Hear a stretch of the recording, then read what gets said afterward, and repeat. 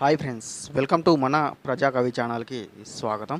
Friends, ఒక వ్యక్తి ఒకరోజు రాత్రి మేడపై మంచం మీద పడుకొని ఆకాశం వైపు చూస్తూ ఆకాశంలోని చుక్కలను చూస్తూ ఈ విధంగా అనుకుంటూ ఉంటాడు. ఆహా, ఎంత చల్లటి గాలి, ఎంతటి చక్కటి వాతావరణం, చూడ చక్కని ఆకాశం, లెక్కలేనన్ని చుక్కలు, కింద భూమి, పైన ఆకాశం, మధ్యలో మనం. ఆహా, ఎంత చక్కటి సృష్టి, నిజంగా ఎంత అద్భుతంగా ఉందో కదా అని చెప్పి ఆలోచిస్తూ ఉంటాడు. ఆ విధంగా ఆలోచిస్తూనే సృష్టి నిజంగా ఎంత విచిత్రమైనది, ఇంత పెద్ద సృష్టిలో మనం చిన్న జీవులం, క్షణాల్లో పుడతాం, ఏళ్ల తరబడి కష్టాలు సుఖాలు నష్టాలు అనుభవించి మళ్ళీ క్షణాల్లోనే చస్తాం. అసలు ఈ సృష్టి ఏంటో, మనమేంటో, ఈ సృష్టికి మనకి ఉన్నటువంటి సంబంధం ఏంటో అని చెప్పి అతడు చాలా దీర్ఘంగా ఆలోచిస్తూ ఒక్కసారిగా అతని మనసు స్పిరిచువల్ ప్రపంచంలోకి వెళ్ళిపోవడం జరుగుతుంది. అసలు నేను ఎవరిని, ఎందుకు పుట్టాను, ఇక్కడే ఎందుకు పుట్టాను, ఈ భూమండలం మీద ఇన్ని ఊర్లు ఉండగా ఈ ఊర్లోనే ఎందుకు పుట్టాను, ఈ కుటుంబానికి నాకు సంబంధం ఏంటి, ఈ విధంగా ఆలోచిస్తూ నాకు ఉన్నటువంటి సందేహాలన్నింటికి సమాధానం కావాలంటే ముందు నేను ఎవరు అనేటువంటి విషయాన్ని తెలుసుకోవాలి.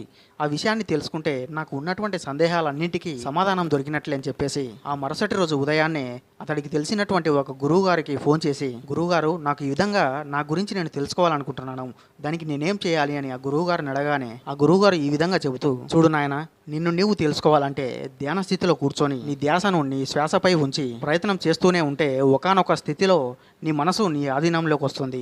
ఎప్పుడైతే నీ మనసు నీ ఆధీనంలోకి వస్తుందో అప్పుడు నీకు ఉన్నటువంటి సందేహాలన్నీ నీ మనసును అడుగు, నీకు ఉన్నటువంటి సందేహాలన్నీ ఆ మనసు తీరుస్తుంది అని చెప్పి చెప్తాడు. అలా చెప్పడంతోనే అతను వెంటనే ఒక్క క్షణం కూడా ఆలోచించకుండా ధ్యాన స్థితిలో కూర్చొని తన మనసును తన ఆధీనంలోకి తెచ్చుకునేటువంటి ప్రయత్నం చేస్తూ ఉంటాడు. అయినా తన మనస్సు ఎంతకీ తన ఆధీనంలోకి రాకపోవడంతో పట్టు విడువని విక్రమార్కుడిలా మొండికటమై, లేదు, ఈ రోజు నేను ఎలాగైనా సరే నా మనసుని నా ఆధీనంలోకి తెచ్చుకొని నేను ఎవరు అనేటువంటి సందేహాలను తీర్చుకోవాలి అని పట్టు వదలకుండా ధ్యానం చేస్తూనే ఉంటాడు. ఆ విధంగా అతను రోజులో గంటల తరబడి ధ్యానం చేస్తూ తన మనస్సును తన ఆధీనంలోకి తెచ్చుకునేటువంటి ప్రయత్నం చేస్తూ మళ్ళీ తన మనసు ఆధీనంలోకి రాకపోయేసరికి విరమించుకోవడం, మళ్ళీ మరుసటి రోజు మళ్ళీ గంటల తరబడి ధ్యానం చేయడం. ఈ విధంగా అతను కొన్ని నెలల తరబడి ధ్యానం చేసిన తర్వాత ఒకానొక రోజు ధ్యాన స్థితిలో ఉండగా ఇన్ని రోజులు చేసినటువంటి ప్రయత్నం ఫలితంగా అతని మనసు ఒక్కసారిగా అతని ఆధీనంలోకి రావడం జరుగుతుంది. ఒక్కసారిగా ఆధీనంలోకి రాగానే తన మనస్సును ఈ విధంగా ప్రశ్నిస్తాడు, అసలు నేను ఎవరిని, నా పుట్టు పూర్వతరాలు ఏంటి, నా సందేహాలన్నింటికి సమాధానం కావాలి అని చెప్పి అతని మనసును అడగగానే అతని మనసు ఒక్కసారిగా అతడి ఆత్మ యొక్క పుట్టు పూర్వతరాలు తెలుసుకోవడానికి ఆ అనంత లోకాల్లోకి ఒక్కసారిగా దూసుకొని వెళ్తుంది. ఆ విధంగా అతని మనస్సు అనంత లోకాల్లో సంచరిస్తూ వేగంగా వెళుతూ ఉంటే ఈ విశ్వంలో కొన్ని లక్షల మైళ్ళు వెళ్ళిన తర్వాత అతడి మనస్సుకు ఒక అందమైనటువంటి లోకం కనబడుతుంది. ఆ లోకం ఎంత అద్భుతంగా ఉంటుందంటే ఈ భూలోకంలో ఉన్నటువంటి సౌందర్యాన్ని, ప్రకృతి యొక్క అందాలను మైమర్పించేటువంటి విధంగా ఎంతో అద్భుతంగా, ఎంతో ఆహ్లాదకరంగా, ఆ మనసే మైమర్చే విధంగా ఎంతో అద్భుతంగా ఉంటుంది. ఆ విధంగా అతని మనస్సు అనంత లోకాల్లో కనిపించినటువంటి ఆ సుందరమైనటువంటి లోకాన్ని చూసి ఇక ముందుకు వెళ్ళడం ఆపేసి ఆ లోకంలోని సంచరిస్తూ ఆ లోకంలోని సుందరమైనటువంటి వాతావరణాన్ని, అందమైనటువంటి లోకాన్ని, చూడ చక్కటి ఎంతో రమణీయమైనటువంటి ఆహ్లాదకరమైన వాతావరణాన్ని చూసి అతడి మనసు ఇలా అనుకుంటుంది, ఆహా, ఏమి లోకం ఇది, భూలోకాన్ని సైతం మైమర్పించేటువంటి మహాలోకము, ఎంతో సుందరమైన లోకము, ఇంత అందమైనటువంటి లోకాన్ని నేను ఎప్పుడు చూడలేదు, నాకు ఇక్కడే ఉండిపోవాలి అనిపిస్తుందని చెప్పి ఆ మనసు ఆ లోకంలోనే సంచరిస్తూ ఉంటుంది. ఆ విధంగా అతని మనసు ఆ లోకంలో సంచరిస్తూ ఉంటే కింద ధ్యానస్థితిలో ఉన్నటువంటి అతను పైన అతడి మనసు చూసేటువంటి అందాలను కింద ధ్యానస్థితిలో కూర్చొని అతను అనుభూతి చెందుతూ ఉంటాడు. అలా అతని మనస్సు పైన ఉన్నటువంటి ఆ అద్భుతమైనటువంటి లోకంలో సంచరిస్తూ ఆ లోకంలో ఉన్నటువంటి అందాలన్నీ ఆస్వాదిస్తూ రోజుల తరబడి ఆ లోకంలోనే అతడి మనసు సంచరించి ఒకానొక రోజు విశ్రాంతి కొరకై ఒక చోట ఆగి, ఆహాహా, ఎంత అద్భుతమైనటువంటి లోకం అని చెప్పి ఒక్కసారిగా అతడి మనస్సు ఆ లోకం నుండి మళ్ళీ పైకి చూస్తుంది. అలా పైకి చూడడంతో అతని మనస్సుకి ఇప్పుడు ఉన్నటువంటి లోకం పైన మళ్ళీ ఆకాశం కనబడుతుంది. దానితో అతడి మనస్సు ఒక్కసారిగా ఆశ్చర్యపోయి, అరే ఏంటిది, ఈ లోకం పైన కూడా మళ్ళీ ఆకాశమా అని విచిత్రంగా ఆలోచిస్తూ అతడి ఆత్మజ్ఞానాన్ని తెలుసుకునేటువంటి క్రమంలో మళ్ళీ వెంటనే ఆకాశం వైపు అతడి మనస్సు దూసుకొని వెళ్తుంది. ఆ విధంగా అతడి మనస్సు ఈ అనంత విశ్వంలో మళ్ళీ కొన్ని లక్షల మైళ్ళు వెళ్ళిన తర్వాత అతడి మనస్సుకి మళ్ళీ ఒక లోకం ఎదురవుతుంది. ఆ విధంగా ఈ అనంత విశ్వంలో అతడి మనస్సుకు ఎదురైనటువంటి ఆ రెండవ లోకాన్ని చూసి అతడి మనస్సు ఆశ్చర్యపోతుంది, అరే ఏంటిది, ఈ లోకం నేను ఇంతకుముందు సంచరించినటువంటి లోకం కంటే 100 రెట్లు అద్భుతంగా ఉందేంటి, ఒక్క మాటలో చెప్పాలంటే భూలోకాన్ని మైమరిపించే విధంగా నేను ఇంతకుముందు చూసినటువంటి లోకం ఉంటే ఆ లోకాన్ని కూడా మైమరిపించేటువంటి విధంగా ఈ లోకం ఉందే, ఇదెక్కటి విచిత్రం, నిజంగా ఈ సృష్టి ఇంత అందంగా ఉంటుందా అని అనుకుంటూనే ఆ లోకంలో సంచరిస్తూనే ఆ మనసు మళ్ళీ పైకి చూస్తుంది. అలా పైకి చూడగానే మళ్ళీ ఆ లోకం పైన కూడా మళ్ళీ ఆకాశం ఉంటుంది. దానితో అతడి మనసు ఇంకా విచిత్రంగా, ఇదేంటి, ఈ లోకం పైన కూడా మళ్ళీ ఆకాశం ఉందా అని చెప్పి వెంటనే ఆ లోకం నుండి మళ్ళీ ఆకాశం వైపు అతడి మనసు దూసుకొని వెళ్తుంది. ఆ విధంగా అతడి మనస్సు అతడి ఆత్మ యొక్క పుట్టు పూర్వతరాలు తెలుసుకునేటువంటి క్రమంలో అనంత విశ్వంలో సంచరించే కొద్దీ అతడి మనస్సు ఎప్పుడు చూడనటువంటి అందమైనటువంటి లోకాలు ఎదురవుతూ ఉంటాయి. అది కూడా ఒకదాన్ని మించి ఒకటి. దీనికంటే ఈ లోకం చాలా బాగుంది అనుకునేసరికి దీన్ని మించినటువంటి ఇంకో లోకం ఈ అనంత విశ్వంలో అతడి మనస్సుకు తారసపడుతూ ఉంటుంది. అలా అతని మనస్సు ఈ విశ్వంలో ఉన్నటువంటి ముల్లోకాలలో సంచరిస్తూ అక్కడ ఉన్నటువంటి అందాలను, సృష్టి యొక్క అద్భుతాలను అన్నింటినీ ధ్యాన స్థితిలో కూర్చొని అనుభూతి చెందుతూ ఉంటాడు. ఆ విధంగా ఈ అనంత విశ్వంలో ముల్లోకాల్లో ఉన్నటువంటి అద్భుతాలన్నీ తన మనస్సు ద్వారా అనుభూతి చెందిన తర్వాత అతడి మనస్సు తిరిగి భూలోకానికి వస్తుంది.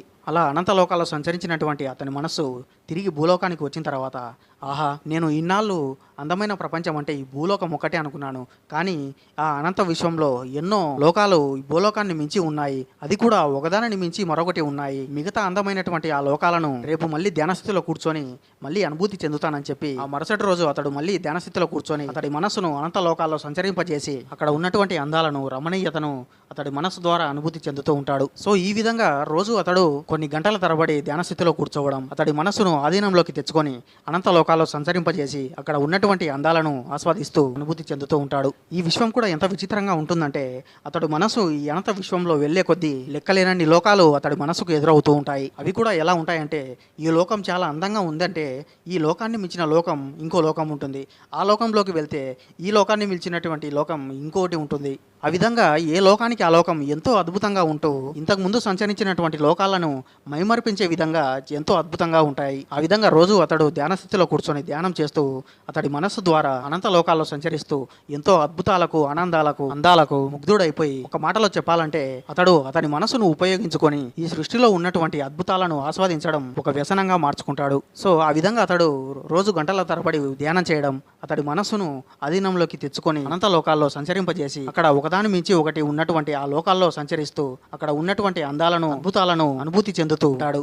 ఆ విధంగా అతడి ధ్యానం ద్వారా సృష్టిలో ఉన్నటువంటి అద్భుతాలకు, అందాలకు వ్యసనపరుడై చివరికి అతను నన్ను నేను తెలుసుకోవాలి అనే ఉద్దేశంతో ధ్యానాన్ని మొదలుపెట్టినటువంటి అతను సృష్టిలో ఉన్నటువంటి అందాలకు, అద్భుతాలకు ముగ్ధుడైపోయి ఎట్టకేలకు తనను తాను తెలుసుకోవడమే మానేసి ఆఖరికి మరణించడం జరుగుతుంది. సో ఇది ఫ్రెండ్స్, విన్నారు కదా, మానవుడు అనేవాడు ఈ సృష్టి గురించి తెలుసుకోవాలి అనేటువంటి క్రమంలో ఆఖరికి తన గురించి తాను తెలుసుకోకుండానే తనువును చాలిస్తూ ఉంటాడు. ఒకవేళ తెలుసుకోవాలి అనేటువంటి ప్రయత్నం చేసినా ఈ అనంత విశ్వంలో ఈ సృష్టి చేసినటువంటి అద్భుతాలు, ఈ సృష్టి చేసినటువంటి అందాలు ఒకదాన్ని మించి ఒకటి ఉంటూ మన మనసును ఒక మాయా ప్రపంచంలోకి తీసుకువెళ్ళి చివరికి మనల్ని మనం తెలుసుకోవాలి, లేదంటే మనల్ని మనం తలుచుకోవాలి అనేటువంటి విషయాన్ని కూడా మైమరిపించే విధంగా ఈ అనంత విశ్వంలో ఈ సృష్టించినటువంటి అద్భుతాలు, మాయా లోకాలు ఆ విధంగా ఉంటాయని తెలుసుకోవాలి. సో ఇదే విషయాన్ని వేమన గారు తను రాసినటువంటి ఒక చక్కటి పద్యం ద్వారా ఏ విధంగా వివరించారు అనేటువంటి విషయాన్ని తెలుసుకుందాం. సో ఆ పద్యం ఏంటన్నది ఇప్పుడు చూద్దాం. అందే ఇంద్రజాలం అయ్యే లోకంబులై మించెనొకటికొకటి మింటి యందు తన్ను దానే చూడ తలపుట మరచెను విశ్వదాభిరామ వినురవేమ. అంటే ఫ్రెండ్స్ ఇక్కడ చూడండి, అందే ఇంద్రజాలం అయ్యే లోకంబులై మించెనొకటికొకటి మింటి యందు అంటే ఈ అనంత విశ్వంలో ఉన్నటువంటి లోకాలన్నీ కూడా చూడడానికి దీన్ని మనం పట్టుకోగలం అనేటువంటి ఒక మాయా ఇంద్రజాలం వలె ఉంటాయి. అవి కూడా ఒకదాన్ని మించి మరొకటి ఉంటాయి. అందుకే అన్నాడు మించెనొకటికొకటి మింటి యందు. ఇక్కడ మింటి అంటే ఆకాశం. ఈ ఆకాశంలో అటువంటి లోకములన్నీ కూడా ఒకదాన్ని మించి ఒకటి ఉంటాయి. అటువంటి మాయా లోకములను పట్టుకునేటువంటి క్రమంలో మానవుడు తనను తానే చూడలేక చివరికి తనను తానే తలుచుకునేటువంటి పరిస్థితి లేక తనను తానే మర్చిపోయే విధంగా ఈ మాయా లోకం అనేది ఉంటుంది చెప్తున్నాడు. అందుకే అన్నాడు తన్ను దానే చూడ తలపుట మరిచెను విశ్వదాభిరామ వినురవేమ. అంటే ఫ్రెండ్స్ ఇక్కడ వేమన గారి ఉద్దేశం ఏమిటంటే, అయ్యా నిన్ను నీవు తెలుసుకునేటువంటి క్రమంలో ఈ సృష్టి నీకు ఎన్నో అద్భుతమైనటువంటి, ఎంతో మాయాజాలమైనటువంటి లోకాలను నీకు ఎదురుపడేలా చేస్తుంది. అవి కూడా ఈ ఆకాశంలో ఎలా ఉంటాయంటే, మన మనస్సు ఆకాశంలోకి చూడగానే అబ్బా ఇది మనం పట్టుకుంటే అందుతుంది అనేటువంటి ఒక మాయా ఇంద్రజాలం వలె ఆకాశంలో ఉంటూ అది కూడా ఒకదాన్ని మించి మరొకటి ఉంటాయి. ఆ విధంగా ఆ మాయా లోకాలన్నీ మన మనస్సు ఆ లోకాలన్నింటినీ పట్టుకోవడానికి వీలుగా ఉంటాయి అనిపిస్తూనే అవి కూడా ఒకదాన్ని మించి ఒకటి ఉంటూ మన మనస్సును మైమరిపించి చివరికి మనల్ని మనం చూడకుండానే, మనల్ని మనం తలుచుకోకుండానే మిగిలిపోయేలా చేస్తాయి ఈ మాయా లోకాలని చెప్పి వేమన గారి ఉద్దేశం.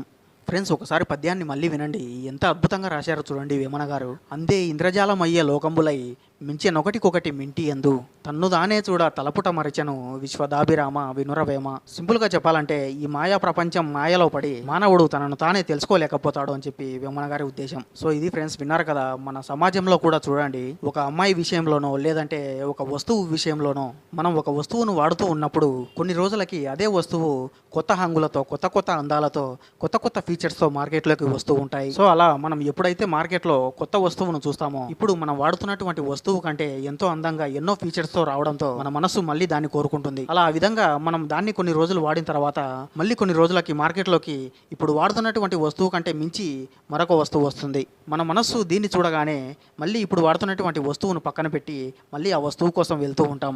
ఆ విధంగా మన మనస్సు కొత్తదనాన్ని కోరే కొద్దీ మార్కెట్లోకి కూడా కొత్త కొత్త వస్తువులు అప్డేట్ అయ్యి వస్తూ ఉంటాయి. సో ఇక్కడ మనం గమనించవలసినటువంటి విషయం ఏమిటంటే మన మనసు యొక్క కోరికలకు తృప్తి ఉండదు. మార్కెట్ సృష్టించేటువంటి కొత్తదనానికి కొదువే ఉండదు. ఫర్ సపోజ్ మీరు లైఫ్ లో ఒక మొబైల్ కొనండి, కొన్ని రోజులు వాడిన తర్వాత అదే మొబైల్ అంతకంటే అందంగా అంతకంటే ఎక్కువ ఫీచర్స్ తో మళ్ళీ మార్కెట్లోకి వస్తుంది. అలా మార్కెట్లోకి రాగానే ఇప్పుడు వాడుతున్నటువంటి మొబైల్ పక్కన వేసి వెంటనే ఆ మొబైల్ని కొంటాము. మళ్ళీ ఆ మొబైల్ కూడా కొన్ని రోజులు వాడిన తర్వాత సేమ్ మొబైల్ మళ్ళీ కొన్ని ఫీచర్స్ యాడ్ అయ్యి ఇంకాస్త అందంగా మార్కెట్లోకి వస్తుంది. అలా రావడంతో మళ్ళీ ఇప్పుడు వాడుతున్నటువంటి మొబైల్ని పక్కన పడేసి మళ్ళీ కొత్త మొబైల్ని కొనడానికి వెళ్తాము. ఇలా ఈ విధంగా మనసు ప్రస్తుతం ఉన్నటువంటి మొబైల్తో తృప్తి పడక ఎప్పటికప్పుడు కొత్తదనాన్ని కోరుకుంటూనే ఉంటుంది. ఈ మార్కెట్ కూడా మన మనసు కోరికలకు అనుగుణంగానే కొత్త కొత్త వస్తువులను కొత్త కొత్త రూపాల్లో కొత్త కొత్త హంగులతో మార్కెట్లోకి తెస్తూ ఉంటాయి. సో ఈ విధంగా మనసు కోరేటువంటి కోరికల వెంట మనం తిరుగుతూ తిరుగుతూ చివరికి మనమేంటో మనం తెలుసుకోకుండానే ఈ సృష్టి చేసేటువంటి మాయలో మనసు పడితే మనసు చేసేటువంటి మాయలో మనం పడి చివరికి మన అస్తిత్వాన్ని కోల్పోయి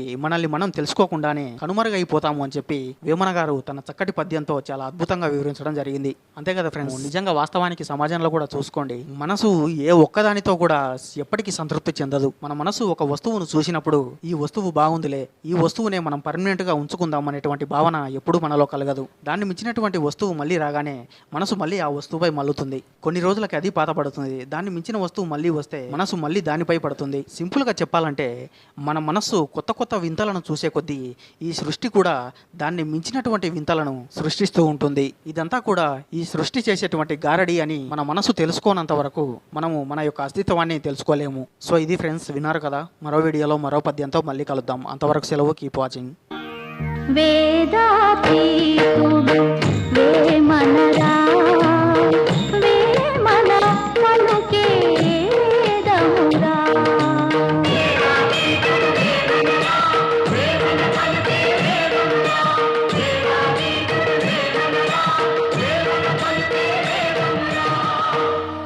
ఫ్రెండ్స్ ఈ వీడియో మీకు నచ్చినట్లయితే లైక్ చేయండి, నచ్చకపోతే షేర్ చేయండి. ఈ ఛానల్ మీకు ఎంతో కొంత యూజ్ అవుతుందంటే మాత్రం సబ్స్క్రైబ్ చేసుకోండి. ఓపికతో విన్నందుకు ధన్యవాదాలు. వేమన గారి ఆశీస్సులు ఎల్లప్పుడూ మీపై ఉండాలని కోరుకుంటూ ఇట్లు మీ ప్రజాకవి.